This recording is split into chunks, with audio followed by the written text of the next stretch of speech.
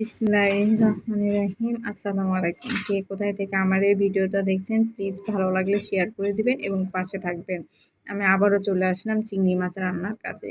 এত বড় বড় গলদা চিংড়ি রান্না করলে কতটা টেস্ট হবে আর কতটা মজা লাগবে তা চিন্তার বাইরে। অনেক লোভনীয় একটা চিংড়ি মাছ। চিংড়ি মাছটা আমি আলু দিয়ে কষাইতে নিয়েছি। আলু গুলো ছোট ছোট করে নিয়েছি এবং পেঁয়াজ মরিচ লাল লাল করে ভেজে নিয়েছি। তার মধ্যে চিংড়ি মাছগুলো দিয়ে দেওয়া হয়েছে।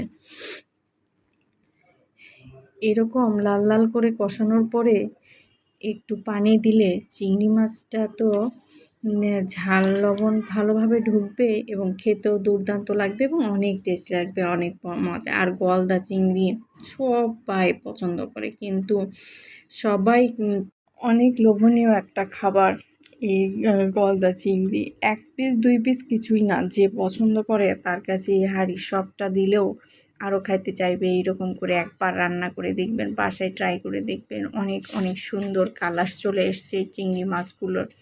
যত কষাবেন চিংড়ি মাছটা সাদা ভাব থেকে লাল রঙের কালারটা আসবে এবং দেখতে সুন্দর লাগবে।